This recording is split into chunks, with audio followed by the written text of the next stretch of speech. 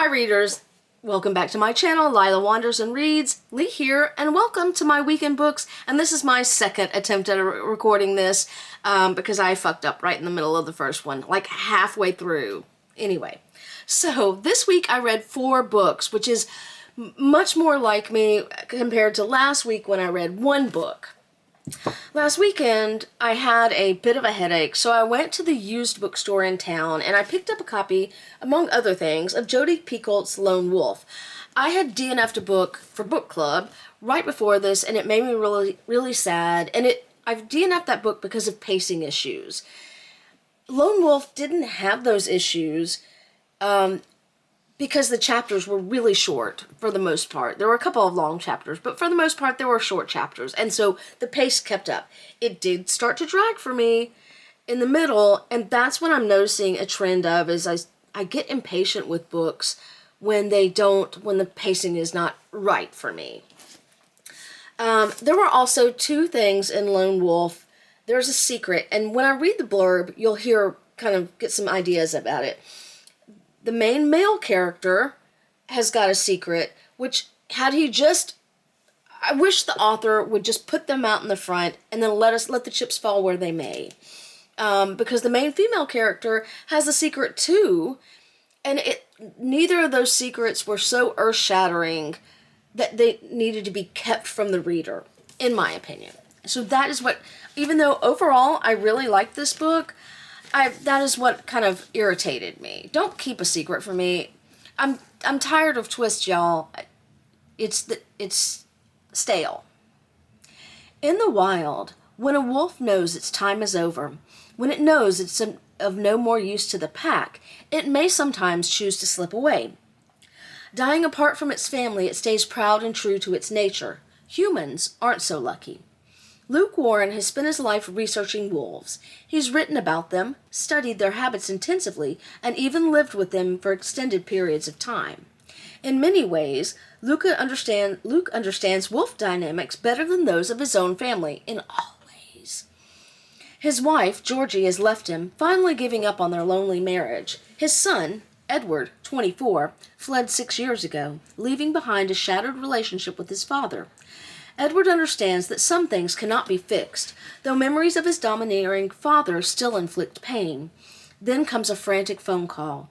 Luke has been gravely injured in a car accident with Edward's younger sister, Kara.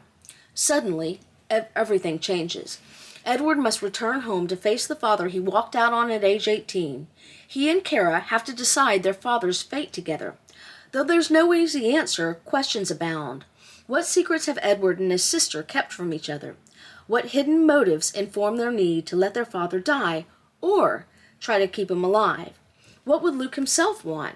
How can any family member make such a decision in the face of guilt, pain, or both? And most importantly, to what extent have they all forgotten what a wolf never forgets? That each member of the pack needs the others, and that sometimes survival means sacrifice. So, overall, good book. Would I read it again? I don't know. But it did drag a little bit for me towards the end, in the middle towards the end, and then also I don't like it when an author keeps secrets, and then the secret at the end isn't that surprising. It's not shocking, it's not a big twist, it's nothing that I would have much rather, again, put it out there from the beginning, let the chips fall where they may. Sometimes a better story is having something out in the open and how you deal with it. And so 3 of these books that I'm going to talk about made me feel a little bit impatient because I think they dragged on a little too long. The next one is one I was really excited about, so excited that I ordered it from the UK so I could get this cover edition. That is Hungerstone by Kat Dunn. This is a retelling of Carmilla, and from that aspect, I really enjoyed it. I enjoyed a lot about this book. I was not satisfied with the ending. I thought that Carmilla should have had a little bit more agency at the end. Not Carmilla, Lenore, the main character. And I thought the ending, it fell a little bit flat for me. That said, great retelling. I loved a lot of it. There was something that happened toward the end that I liked. But I felt like Lenore should have just taken charge a little bit more. Lenore is the wife of steel magnate Henry, but 10 years into their marriage, their relationship has soured, and no child has arrived to fill the distance growing between them. Henry's ambitions take them from London to the Peak District to the remote, imposing Nethershaw estate, where he plans to host a hunting party. Lenore must work to restore the crumbling house, which is kind of a metaphor of their marriage, and ready it for Henry's guests. The future depends on it. But as the couple travel through the bleak countryside, a shocking carriage accident brings the mysterious Carmilla into Lenore's life. Carmilla, who is weak and pale during the day, but vibrant at night. Carmilla, who stirs up something deep within Lenore, and before long, the girls from the local villages fall sick, consumed by a terrible hunger. We don't really explore that very much, and I think I would have liked to have explored that a little bit more. Instead, there's a lot of eating that goes on, a lot of eating, to the point that towards the end I was like, all right, I get it. I don't, just a tad too much. As the day of the hunt draws closer, Lenore begins to unravel, questioning the role she's been playing all these years, torn between regaining her husband's affections and the cravings Carmilla has awakened. Soon Lenore will uncover a darkness in her household that will place her at a terrible risk. Yeah, the darkness is not Carmilla, by the way. Spoiler. Anywho. Next up is the one book that I read from start to finish in one night, and although I am conflicted about how I feel about the end, it felt maybe, I'm a little uncertain about the end, but there was no pacing issues in Jesmyn Ward's Sing Unburied Sing. I love this book. I tore through it. It's told through different perspectives. Part ghost story, part road novel, and then for me, this is part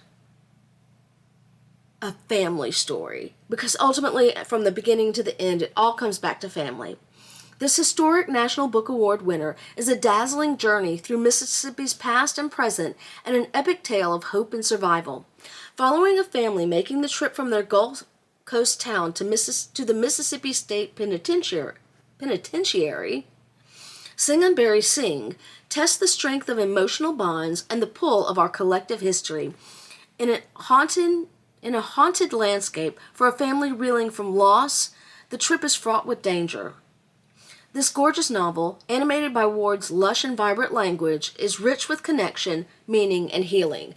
This reminded me, when it comes to the part of the penitentiary, I'm going to call it prison, because I cannot pronounce anything right now. This reminded me in the prison scenes, because someone else was in prison here as well, of the Nickel Boys. Stories of horror and abuse and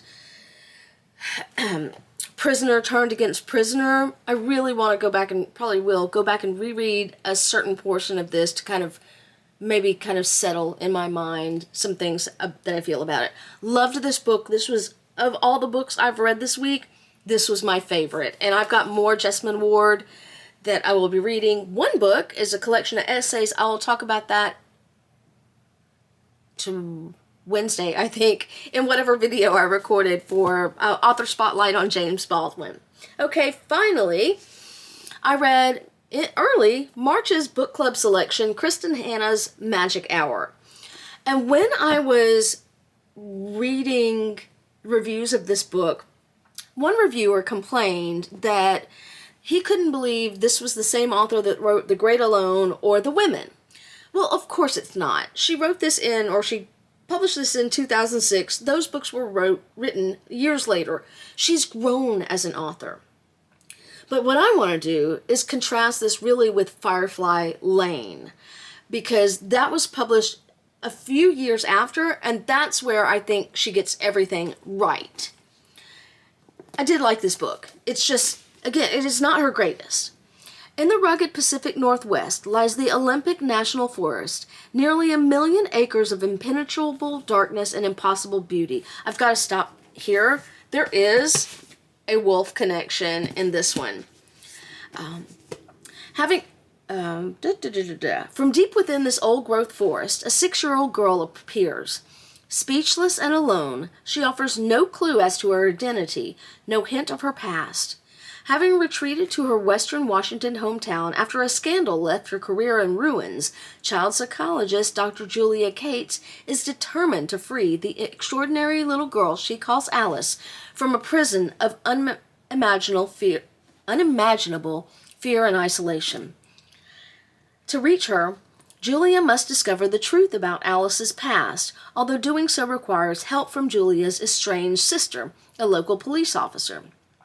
The shocking facts of Alice's life test the limits of Julia's faith and strength, even as she struggles to make a home for Alice and herself. So this book, too, sagged in the middle for me. Dragged is probably a better word. It got too mundane, too boring a little bit. It just went on a little too long. But, as I said in the short that we'll probably post next week, Kristin Hannah is one of the few authors who can write an improbable happy ending and have me be okay with it. Because it's what I want.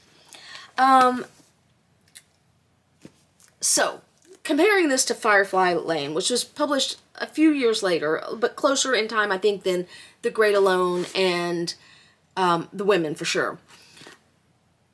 I thought that the male love interest, Julia's love interest, was unnecessary in this book. I didn't really feel a great connection between them. I did like that they had a slow burn romance, but I didn't feel he was necessary to make this book complete.